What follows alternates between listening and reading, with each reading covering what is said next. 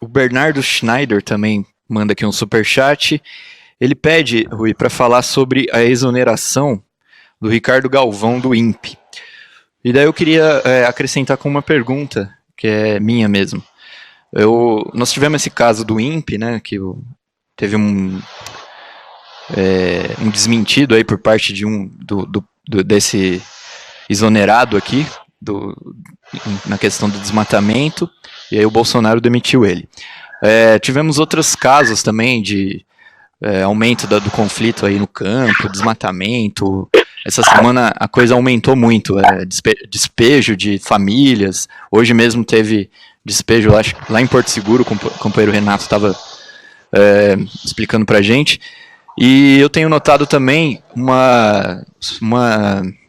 número bastante grande de matérias da imprensa internacional, principalmente, da imprensa golpista internacional, cinicamente denunciando, né, o Bolsonaro pela política dele com a Amazônia.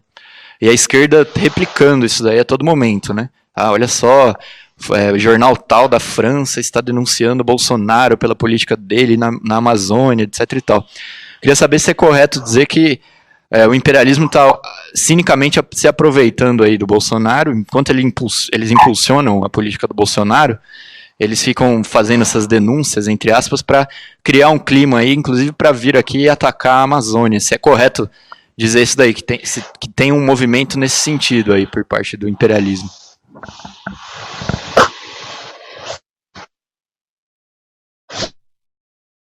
Bom, a questão do INPE está dentro do quadro geral que a gente tem visto aí. A política do Bolsonaro, ela implica num grande desmantelamento, inclusive, do aparelho de Estado. Nós vimos aí que há muita reclamação de diplomatas contra o desmantelamento do Itamaraty, né? É uma coisa natural, porque nós temos aí um governo que pretende levar toda a situação mais para a direita, né? Quer dizer, há um propósito nesse governo, que é um governo dirigido pelo imperialismo, e politicamente ele é dirigido mais diretamente por uma parcela específica do imperialismo, né? A ala mais elitista, trumpista, por exemplo, com a qual o Bolsonaro é associado, que é uma ala muito importante do imperialismo também. A ideia é desmantelar o aparato de Estado brasileiro, porque o aparato de Estado brasileiro, em grande medida, ele opõe obstáculos. Ele foi formado por setores da Burguesia Nacional, há uma influência histórica de setores nacionalistas, de uma determinada medida. Então, desmantelar tudo isso é um passo para abrir caminho para os interesses imperialistas no Brasil. Isso aí não há dúvida nenhuma. Nós já vimos essa operação em vários lugares, né? No caso italiano, por exemplo, citamos várias vezes, a Operação Mãos Limpas foi uma operação no sentido de desmantelar os partidos tradicionais italianos e abrir caminho para uma maior intervenção no imperialismo concorrente, que é o imperialismo norte-americano, em setores da economia italiana. Intervenção a qual esses partidos opunham uma resistência, logicamente que limitada, e tudo mais, isso é uma resistência. A gente vê que a Lava Jato procura desmantelar os partidos políticos brasileiros, de direita, inclusive, não só de esquerda, né? Partidos como o MDB, o PMDB, eles estão na lista de partidos que deveriam ser eliminados aí. Porque esse partido responde muito a interesses das oligarquias regionais, da burguesia média, e isso tudo se choca com os interesses imperialistas. Então, não vejo novidade nenhuma nesse caso do INPE, né? Ainda mais que o cidadão aí se confrontou com o Bolsonaro e tudo mais. Quer dizer, mostra que, ao contrário também do que dizem outros, há setores de classe média, da burguesia mais baixa, que se opõem ao governo Bolsonaro também, como sempre acontece, né? Os grandes capitalistas estão unificados em torno do Bolsonaro. Desculpa, qual que foi a segunda questão? Sobre o imperialismo. Sobre... Tá falando... Os governos europeus, eles têm uma política própria com relação ao problema do meio ambiente. Né? Logicamente que seria assim uma coisa de uma criança de colo acreditar em governos de direita e tudo mais, tem uma preocupação com o meio ambiente porque eles estão para salvar o mundo, salvar a natureza e tudo mais. Não, essa preocupação deles é dirigida, primeiro, por uma pressão popular que eles sofrem na Europa, né? A população europeia é uma população mais culta, então esse negócio que do meio ambiente tem uma preocupação maior, mas esse não é o fator fundamental. Com base na necessidade de dar uma resposta a vários setores políticos, o imperialismo tratou de transformar a questão do meio ambiente num grande negócio. Então, por exemplo, quando você coloca aí padrões muito altos de defesa do meio ambiente, isso aí favorece as empresas maiores, mais modernas, mais poderosas, em detrimento das empresas menos poderosas que atuam no mesmo mercado. Então, eles tomaram a questão do meio ambiente e transformaram isso daí num ponto de demagogia. Eles têm uma base social, né, baseada em pessoas que têm uma militância, acreditem ou não, na questão do meio ambiente, e eles têm também interesses econômicos nessa questão do meio ambiente. E esses interesses são consolidados, não é pura conversa. Quando o Bolsonaro aparece com a política do Trump, a qual eles sempre se opuseram, e de uma maneira muito agressiva, eles são obrigados a se colocar contra. Eles estão contra, não é? Eles não são a favor. Não quer dizer que a política deles seja progressista também. Tá? Por exemplo, a questão do desmatamento da Amazônia é uma questão complexa. Tá? Porque, na realidade, os países imperialistas querem que o Brasil seja guarda florestal de uma área que corresponde a toda a Europa continental, que a Amazônia é legal, é maior do que a Europa continental. Não tem nenhum país que está disposto a cumprir esse papel. Né? Então, o problema é um problema complexo. Logicamente que o Bolsonaro, o que ele está fazendo é uma selvageria, né? contra todo mundo. Mas eles têm interesse, não é simplesmente um problema de preservação do meio ambiente. A exigência que eles fazem no Brasil é uma exigência muito extraordinária, tá? Que não tem nenhum país no mundo que tenha essa obrigação. Depois existe também toda uma tendência a transformar a Amazônia numa tendência do imperialismo, lógico. A querer transformar a Amazônia numa região controlada internacionalmente. Tá? Isso também é uma política ultra-imperialista. A Amazônia é parte do Brasil. E quem tem que decidir sobre o que vai ser feito na Amazônia são os brasileiros, e não a Europa. A Europa não tem nada a ver com a Amazônia. É um problema nosso. Outra coisa também, numa região daquele tamanho, dá para imaginar a quantidade de riquezas que tem ali. Tá?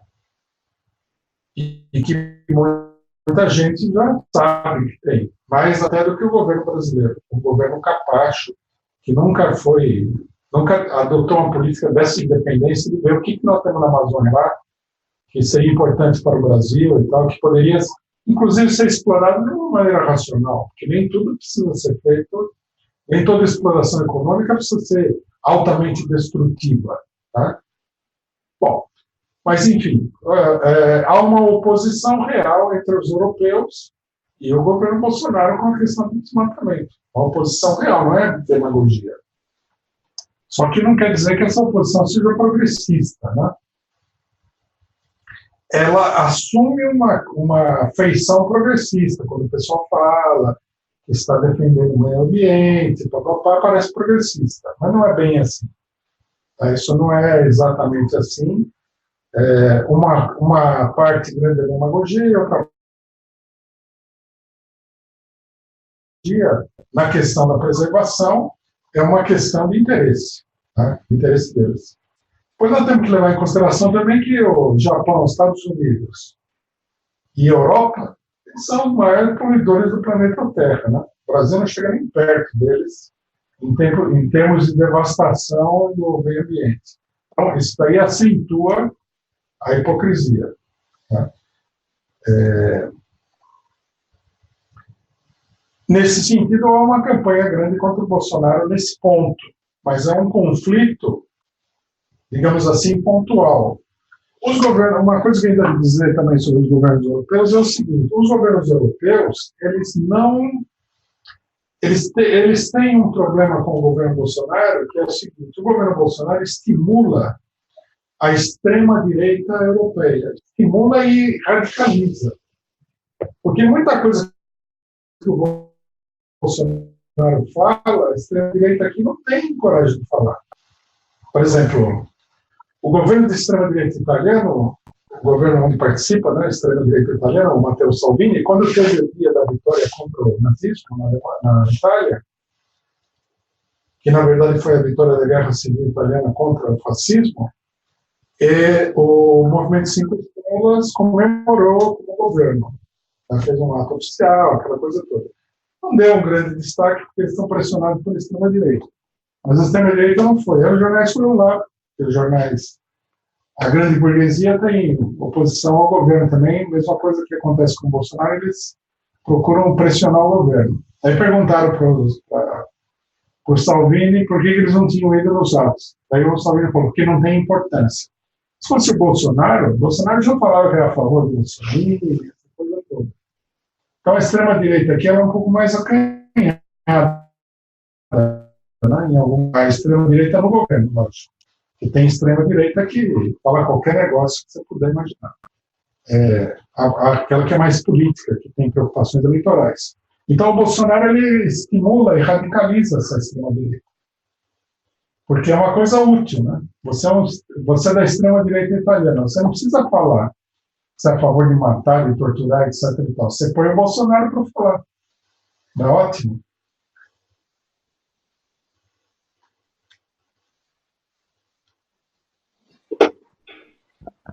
Tivemos algum probleminha lá de conexão lá com a Europa. O pessoal vai falar pra gente se deu tudo certo lá. Enquanto isso, eu vou agradecendo aqui mais superchats e novos membros do canal.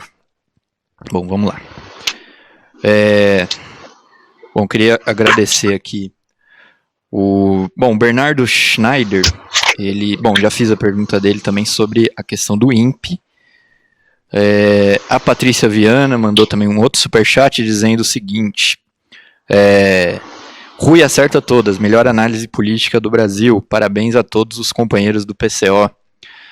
Também agradecer o superchat da Elizabeth Novi, o superchat do Michel Cismanoglu, também ele diz o seguinte: análise política do Rui, honra ao materialismo dialético, muito obrigado. Fernando Duda também, muito obrigado pelo superchat. Novo membro do canal, Ana Rita, seja bem-vinda. Ana Rita, novo membro do canal. Também aqui, Patrícia Viana, novo superchat aqui, ela diz: queria que o Haddad assistisse a análise política do Rui. Sempre fui petista, mas a paralisia do PT é uma traição à sua história, à sua base de apoio e ao povo brasileiro. Muito obrigado também ao superchat da Cláudia Mercadante. Está dizendo o seguinte: Rui, admiro sua lucidez e integridade. Você acha possível uma grande manifestação sem apoio da grande mídia? Temos aqui alguns superchats. Para você contribuir com o superchat, é só você entrar aí no bate-papo. Embaixo tem um cifrãozinho, aí você clica nele e contribui com quanto você puder. E aí você pode mandar uma mensagem, mandar uma pergunta para a gente, né, que a gente lê aqui, e aproveita e contribui com a Causa Operária TV, uma TV independente que precisa da sua colaboração para a gente se sustentar, para a gente aumentar o nosso número de programas, né, aumentar a nossa grade aqui de programação. Bom, queria também dizer para você o seguinte, que já está nas ruas do Jornal Causa Operária, número 1068, que eu mostrei aqui no início da transmissão. Essa semana falando fora Bolsonaro, impeachment ou eleições gerais. Aqui está, com suas matérias internacionais, análises nacionais, matérias de movimento operário, matérias de cultura, movimento estudantil, mulheres, negros, né, jornal completo, polêmica também, bastante polêmica. Então esse é o Jornal Causa Operária dessa semana, que você vai encontrar nos multirões organizados em todo o país. Eu vou ver se eu consigo aqui, eu prometi, né, já que a gente teve esse tempinho agora, eu tinha prometido no início da transmissão falar para vocês a lista de locais onde está acontecendo, né, onde estão acontecendo os multirões. Então eu vou aproveitar aqui para ler as cidades, e se você quiser uma informação mais detalhada, aí na descrição do vídeo e no próprio chat aí a gente colocou o link para você se informar quais são as cidades, né, que já estão confirmados os multirões. Eu vou ler aqui, são várias cidades já. No Rio Grande do Sul, Pelotas, lá na Praça Coronel Pedro Osório, às 14 horas. Em Porto Alegre, ainda no local a confirmar, mas já está confirmado lá vai ser no Parque da Redenção, aqui me sopraram.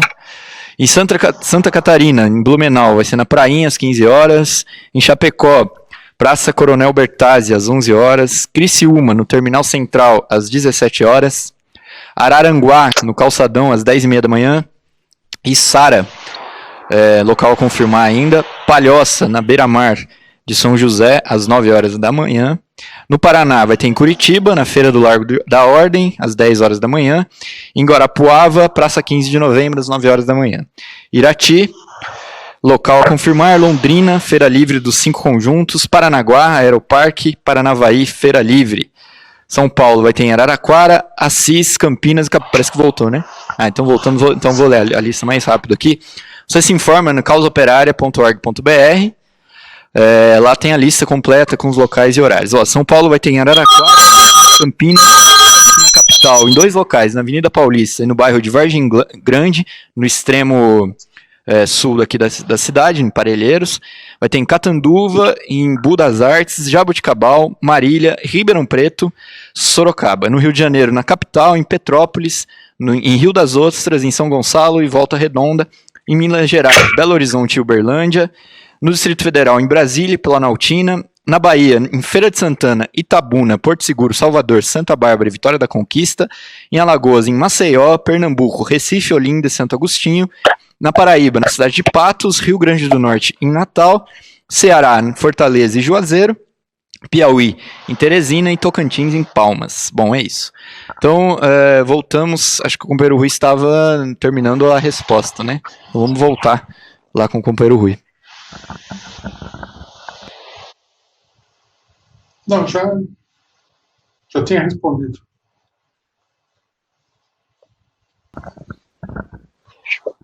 Bom, então vamos lá. Então, a próxima pergunta aqui é o seguinte. Nós temos aqui, Rui, uma pergunta um superchat da companheira Milena. Ela pede para comentar a PL 2418, que eu dei uma olhada aqui, é uma PL que fala sobre o monitoramento da internet com vistas aí ao combate ao terrorismo.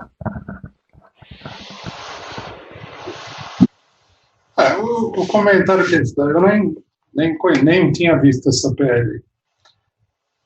O que a gente deve dizer é o seguinte: o governo Bolsonaro, o Congresso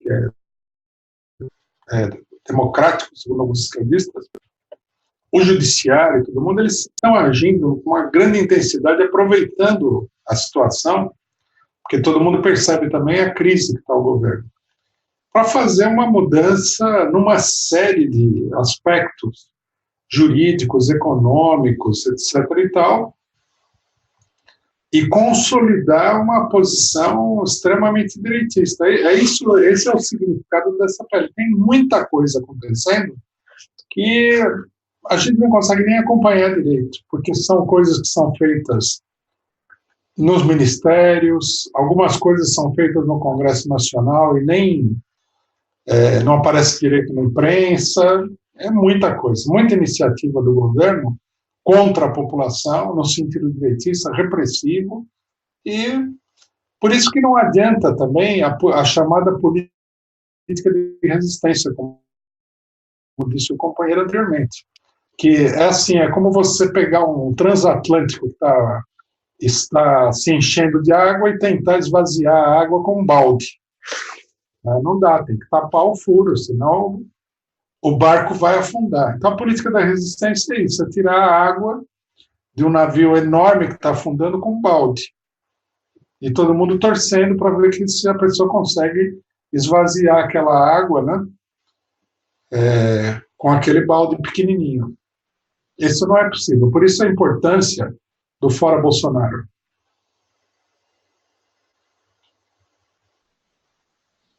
E o pior de tudo é que ninguém consegue tirar nem balde de água também.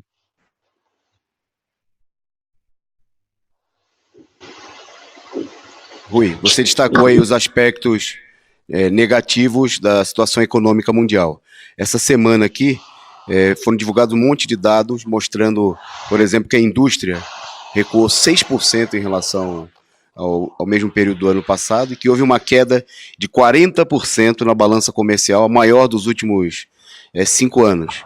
O governo Bolsonaro, ele assumiu como representante de um setor mais fraco da burguesia, né, não era o candidato preferencial dos grandes capitalistas, mas ele está fazendo a festa não só do imperialismo, mas, por exemplo, o presidente do Banco Itaú, ele deu uma entrevista dizendo que nunca tinha visto um período econômico tão favorável como agora, porque o banco dele, obviamente, lucrou 7 bilhões só no primeiro trimestre, que projeta 30 bilhões de lucro nesse ano. Quer dizer, finalmente ele assumiu como representante desses setores mais débeis da economia, mas ele é totalmente refém dos grandes monopólios, como os banqueiros e o capital internacional. Quer dizer, é uma tendência normal da direita, quer dizer, que ela procura representar setores mais fracos, mas ela acaba caindo aí porque não tem alternativa diante do imperialismo e dos grandes monopólios. Essa é a primeira questão. E a segunda é rapidamente sobre o fórum, né? A gente viu o Foro de São Paulo, que nós participamos aí, convidados pelo partido do Maduro, PSUV, e a esquerda teve uma política muito clara de capitulação. Não havia um único deputado, um único senador da esquerda brasileira, do PT e do PCdoB, um único dirigente das organizações de massas, como o MST, CUT, no fórum, mostrando uma covardia política muito grande no momento que a Venezuela e Cuba são imprensadas aí pela campanha do imperialismo, e que há toda uma tendência, como se manifestou no fórum e foi aprovado, a se mobilizar, inclusive internacionalmente, em torno do Lula. Quer dizer, a política, em contrapartida a uma tendência de mobilização que tem no nosso país, também na Venezuela, em todo o continente, a política da esquerda vai no sentido de uma capitulação muito grande em escala internacional. Queria que você, de repente, comentasse um pouco sobre essa situação. Bom, uma coisa que a gente tem que entender é o seguinte: todo governo é um governo dominado pelo grande capital imperialista. Não existe o governo que seja independente desse grande capital. Ele pode ter uma independência relativa, principalmente se ele for um governo de esquerda, mas os governos de direita e os de extrema-direita acabam sempre como governos do grande capital. É difícil, não sei. Se eles não forem assim, né, se eles não se submeterem e tudo mais, eles não têm futuro nenhum. Os governos fascistas todos começaram até com conversa fiada socialista e tal. Por isso que tem muita gente de direita que fala que o nazismo foi de esquerda. Na verdade, era tudo conversa mole. Na hora que eles assumem o governo, eles jogam toda essa demagogia popular e socialista fora, né, e assumem claramente o governo do grande capital. Os setores que mais apoiam o Bolsonaro, tipo a Van, Riachuelo, que apoiaram diretamente, são setores secundários da burguesia, mas eles esperam ser favorecidos pela política de ataque ao povo, né?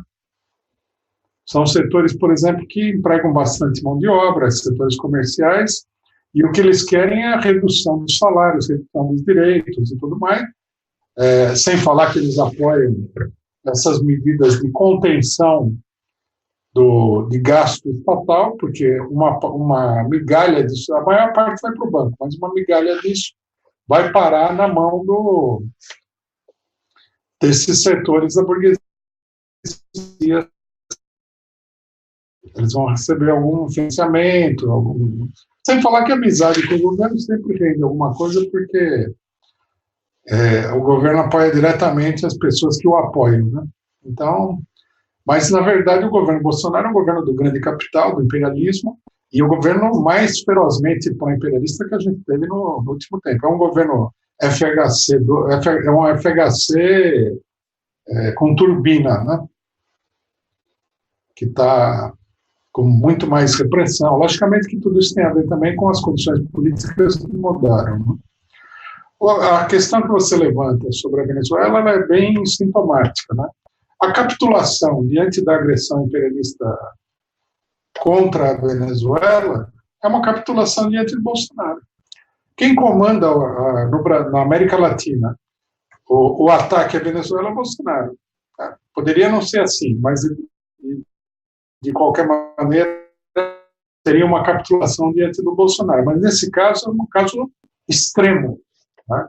O Bolsonaro é o agente número 1 do imperialismo contra a Venezuela, inclusive com a tentativa de mobilizar as próprias forças armadas brasileiras, etc. e tal. Então, se você não defende a Venezuela, você praticamente está do lado bolsonarista. E não dá para estar do lado bolsonarista, sendo esquerdista, né? Estar do lado bolsonarista numa questão isolada. Essa capitulação implica em toda uma rendição política diante do bolsonarismo. Se você não vai lutar na defesa da Venezuela, também não vai lutar na defesa dos interesses do povo brasileiro. Isso aí não acontece, não existe. Tá? Por isso também que a gente vê, a política fica Bolsonaro. Né? É uma defensiva muito grande, uma capitulação. E, logicamente, que toda essa política tem que ser repudiada. No nosso caso, a luta em defesa da Venezuela contra o embargo norte-americano, a luta em defesa de Cuba, também contra o embargo norte-americano, que é uma política genocida, é a mesma luta, tem a mesma importância que a luta no Brasil pelo fora Bolsonaro. É a mesma coisa, né? Nesse sentido, nós temos um programa que é um programa coerente, e a esquerda não tem programa nenhum e acaba, né, por fantasias políticas, aí, autopreservação, interesses menores, interesses secundários, sendo arrastada pelo bolsonarismo. Daí a ineficiência da oposição ao bolsonarismo, que é uma oposição feita de contos de fadas. Né? Por exemplo, a tal resistência ao bolsonarismo é um conto de fadas. É a história, sei lá, do Chapeuzinho Vermelho contra o Lobo Mau. O Lobo, no mundo real, o Lobo Mau comeria facilmente o Chapeuzinho Vermelho, não sobraria nem um Chapeuzinho. No Brasil, o Lobo Mau não vai comer o Chapeuzinho Vermelho vai para a eleição, vai ganhar a eleição em 2020. Conto de fadas. E convencem a população, uma parte da esquerda, uma parte da militância com isso, porque é uma política que economiza esforço, né? Pô, não será que em sair na rua, fazer um monte de coisa e tal, a gente vai para a eleição, ganha a eleição e coloca o Haddad, e o Haddad vai tornar o Brasil socialista, um conto de fadas. E isso daí fica demonstrado a cada passo. Né? O caso da Venezuela é mais uma demonstração bastante dura desse problema.